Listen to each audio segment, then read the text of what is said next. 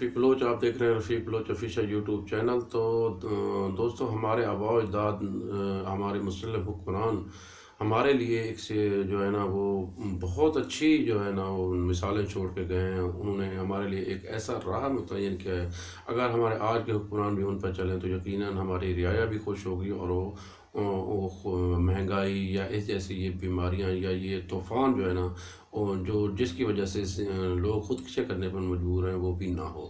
تو آج میں آپ کو ان کے ایک گورنر کی ایک مثال آپ کو سناتا ہوں۔ کتابوں میں لکھا ہے کہ محمد بن عروہ یمن کا گورنر بن کر شہر میں داخل ہوا تو لوگ اس کے استقبال کے لیے امڑ آئے۔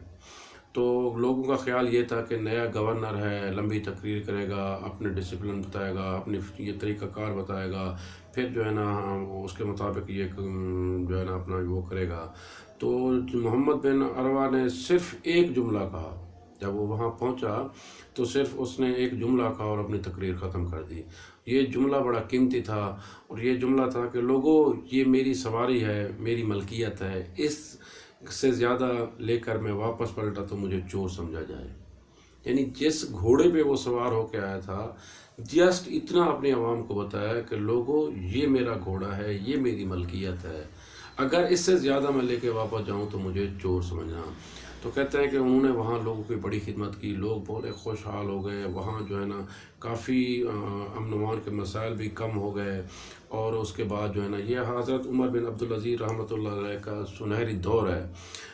تو خوشحالی کا مرکز بن گیا یمن جو ہے نا اس وقت، حضرت جو ہے نا محمد بن عروہ کی گورنری کے دوران۔ تو پھر بعد میں جب وہ پلٹ رہا تھا، لوگ ان کے فراق میں آنسو بہا رہے تھے، اور پھر وہی توقع کر رہے تھے کہ جب یہ جائے گا تو جو ہے نا لمبی تقریر کرے گا۔ تو دوبارہ جب وہ جا رہے تھے اسی گھوڑے پر، اسی سواری کے اوپر، کوئی ساز و سامان نہیں تھا، تو پھر لوگوں کو وہ مخاطب ہوئے، اور انہوں نے صرف اس وقت بھی ایک جملہ کہا، لوگوں، یہ میری سواری ہے، میری ملکیت تھی، میں واپس جا رہا ہوں، میرے پاس اس کے سوا کچھ نہیں۔